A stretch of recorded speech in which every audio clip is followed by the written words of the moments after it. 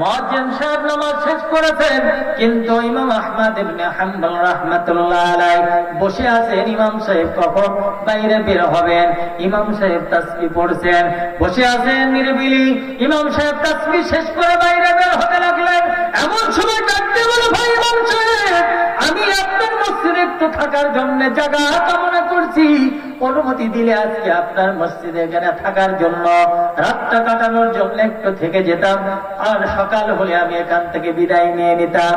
ইমাম সাহেব বলে, না না না, এখানে থাকার মতো কোনো ব্যবস্থা নাই, আপনাকে মসজিদে থাকতে দেওয়া যাবে না, আপনি কে, কোথায় থেকে এসেছেন তাও তো চিনি না।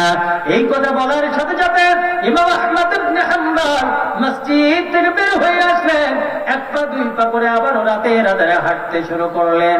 চিন্তা করলেন, আল্লাহ, এমন ভাবে আমি ইমামের কাছে জায়গা চাইলাম, ইমাম আমাকে চিনতে পারলো না, মুয়াজ্জিন আমাকে চিনতে পারলো না, আল্লাহ থাকার মতো এমন কোন জায়গার ব্যবস্থা আমার জন্য কি হবে না?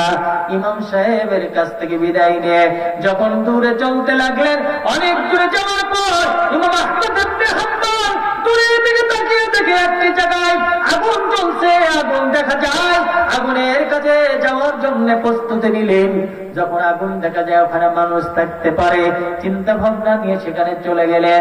দেখে যে একটা হোটেল, যেখানে রুটি বানানোর কাজে ব্যস্ত আছেন। আগুন জ্বলছে চুলার ভিতরে। তাকে ডাক দিয়ে বলতে চাইল, ও কর্মচারী, ও রুটি বানানোওয়ালা, আমি তোমার এখানে এসেছি, দয়া করে যদি একটু চুলার পাশে আমাকে থাকার জায়গা করে দিতে, আমি চুলার সাথে হিলান দিয়ে শীতের রাতটা কাটিয়ে সকালে বিদায় নিয়ে নিতাম। ও বন্ধুরা, আমার রুটি বানানোওয়ালা, একটা গাড়িওয়ালা, তুমি আমার পঞ্চমীওয়ালা মানুষ, যে মানুষটি রুটি বানায়, রুটি এমন শেখা শুরু করেছে আর বেচা শুরু করেছে, এমন সময় এই কথাটা বলার সাথে সাথে ডাক দিয়ে বলে, না না না, আপনি একজন আলেম মানুষ, আপনার জায়গায় এখানে হতে পারে না, আপনার বড় জামা পরা, আপনার টুপি মাথায়, আপনি যেই হোক না কেন, আমার মনে চাই আপনি একজন খোদা বিরোধিনদার পরেজগার মানুষ, এই জন্য আপনার এখানে জায়গা হবে না।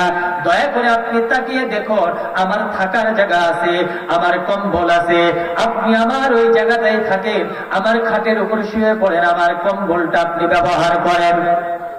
সকাল হলে চলে যান, তবে যাওয়ার আগে, শোয়ার আগে, ঘুমানোর আগে আমার এখান থেকে তৃপ্তি সহকারে মুসাফির হিসাবে আমার যতটুকু খাবার জোটে, আপনি দয়া করে খাবারটা তৃপ্তি সহকারে খাওয়ার পর শুয়ে পড়ার। এমনি ভাবে বন্ধুরা আমার এই শোয়ার জন্য খাটের উপরে চলে গেলেন। সেখানে যাওয়ার পর কয়েকটি রুটি সে খাবার খাইলেন। এরপরে বন্ধুরা আমার দেখে যে ওই রুটি বানানোওয়ালা রুটি বানায়, মুখের মধ্যে কি যেন শব্দ বয়, কি যেন শব্দ বলে, আস্তাগফিরুল্লাহ আস্তাগফিরুল্লাহ আস্তাগফিরুল্লাহ, আল্লাহ তুমি ক্ষমা করে দাও, আল্লাহ তুমি ক্ষমা করে দাও। রুটি বানাই, এই রুটিটা তাওয়ার ভিতরে যখন দেয় তখনও বলে আস্তাগফিরুল্লাহ, আবার রুটিটা যখন উঠাই তখনও বলে আস্তাগফিরুল্লাহ। এমন ভাবে রুটিটা এমন ভাবে তুলে নিয়ে আস্তাগফিরুল্লাহ আস্তাগফিরুল্লাহ আমল করে। ও বন্ধুরা আমার, ইমাম আহমদ ইবনে হাম্বল চিন্তা করলেন, এই মানুষটা কি যেন বলে, কি যেন তার মুখ দিয়ে বের হয়। এই কথা শোনার পর তার কাছে গিয়ে গেলেন। যাওয়ার পর ডাক দিয়ে বলে, ভাইজান, মনে কষ্ট নিও না, ব্যথা পেও না, একটা কথা জিজ্ঞাসা করব, তুমি যেন কি বলছো বারবার, তোমার মুখ দিয়ে যেন কি বের হয়? কোন মানুষ খাবার খাইলে বলো আস্তাগফিরুল্লাহ, আবার খাবার যখন দেওয়া হয়ে যায় তাও বলো আস্তাগফিরুল্লাহ। সে যখন তোমাকে টাকা দেয়, টাকাটা বাক্সে থোয়ার জন্যও তুমি বলো আস্তাগফিরুল্লাহ, কাউকে দিতে বলেও তুমি বলো আস্তাগফিরুল্লাহ। এটার কারণ কি গো, কি যেন আমল করো, আর এই আমল করে তুমি কি উপহার পেয়েছ? বলে যে হুজুর কিছু মনে নিয়েন না, ও আলেম সাহেব কিছু মনে নিয়েন না, এই আমল করার কারণে আমার আল্লাহ আমার সব আশা পূর্ণ করে দিয়েছেন, আমার সব দোয়া কবুল করে নিয়েছেন। আমি যে আশা করেছি, যে দোয়া করেছি, আমার আল্লাহ রাব্বুল আলামিন আমার সব আশাগুলা পূর্ণ করে দিয়েছে। আমি এই আস্তাগফিরুল্লাহ পড়ি বলে, আল্লাহর কাছে ক্ষমা চাই বলে, আল্লাহ তাআলা আমার সব আশা পূর্ণ করে দিয়েছে।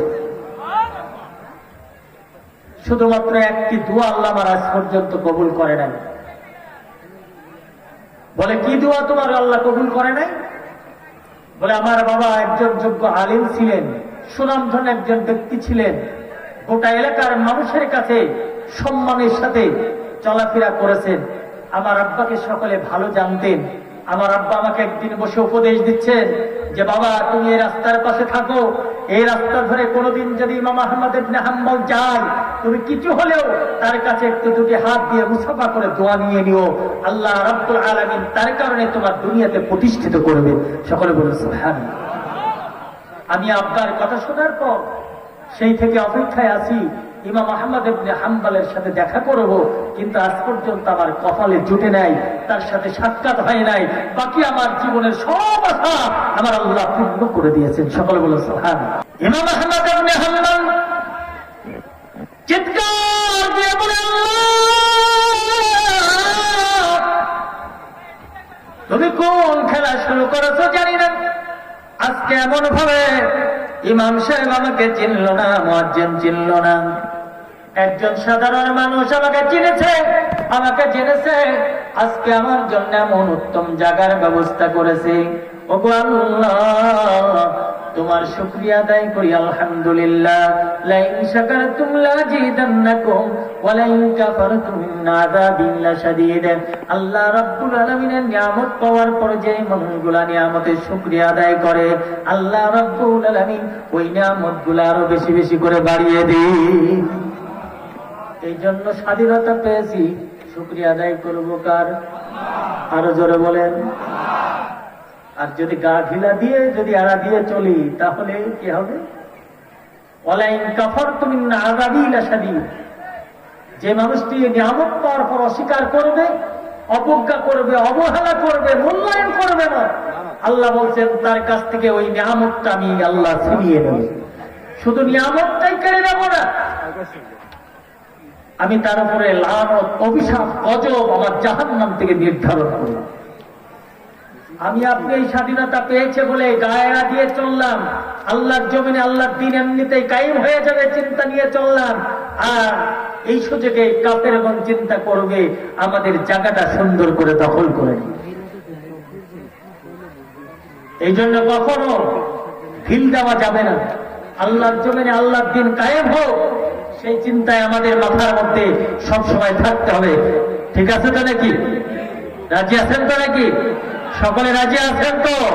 আল্লাহর জমিনে আল্লাহর দিন কায়েম হোক, এই চিন্তা ভাবনা যার মনে আছে সে দুটি হাত আল্লাহকে তুলে দেখায় দেন। আল্লাহু আকবার। আল্লাহ কবুল করুন। সকলে জোরে বলেন আমিন। আপনার মায়ের না আল্লাহকে দেখান যে আল্লাহ, আল্লাহ তোমার জমিনে দিন কায়েম হোক, তোমার জমিনে কোরআনের আওয়াজ, কোরআনের পতাকা পতপত করে উড়ুক, এটা আমরা চাই। আল্লাহ তুমি আমাদেরকে কোরআনের পক্ষে কবুল করে দাও। সকলে বলেন আমিন। এই সুযোগে আমার মা বোনদেরকে একটু উদ্দেশ্য করে বলছি, না আপনাদের সামনে যার যতটুকু জায়গা ফাঁকা আছে দয়া করে একটু জায়গাগুলো পূর্ণ করে বসবেন, অন্য মাদেরকে একটু বসার সুযোগ করে দেবেন। আপনারা একটু সহযোগিতা করুন, পিছনে মাদেরকে জায়গা হচ্ছে না, তাদেরকে বসার মতো একটু সুযোগ করে দেন। যার সামনে যতটুকু জায়গা ফাঁকা আছে সেই জায়গাটুকু আপনারা পূরণ করে বসুন। ইমাম আহমদ ইবনে হাম্বল রাহমাতুল্লাহ আলাইহি সামনে দাঁড়িয়ে বলছেন, ও আল্লাহর গোলাম, তোমার পৃথিবীতে আল্লাহ সব দোয়া কবুল করেছেন, আজকে যে আকাঙ্ক্ষাটা তোমার মাঝে আছে, যে দোয়াটা তোমার কবুল হয় নাই, এই মুহূর্তে আমার আল্লাহ রাব্বুল আলামিন তোমার এই দোয়াটাও কবুল করে নিয়েছেন। সকলে জোরে বলেন সুবহানাল্লাহ। আমি আপনাদের ছোট্ট একটা আমল শিখাই দিলাম। যদি কোনো মানুষ ইস্তেগফার তেলাওয়াত করে আস্তাগফিরুল্লাহ, আল্লাহ তাকে দুনিয়াতে 5টা উপহার দেবেন। কয়টা উপহার? বেশি বেশি আল্লাহর কাছে ক্ষমা চাইলে উপহার দেবেন আল্লাহ 5টি। 1 নম্বর উপহার হলো আল্লাহ রাব্বুল আলামিন তার জীবনের সব গুনাহ ক্ষমা করে দেবেন। আল্লাহ যদি আমাদের জীবনের গুনাহগুলো মাফ করে দেয়, আর কিছু আশা আছে? আর কোনো দরকার আছে? এরপরেও আল্লাহ বলছেন শুধু মাফই করবো না, জান্নাতুন তাজরি মিন তাহতিহাল আনহার, মৃত্যুর পর আমি আল্লাহ তাদেরকে জান্নাত দেব। আমরা সকলে একটু আল্লাহর দরবারে জিকিরের মতো হয়ে যাই। আল্লাহর দরবারে জিকির করে, একটু জিকির করে লা ইলাহা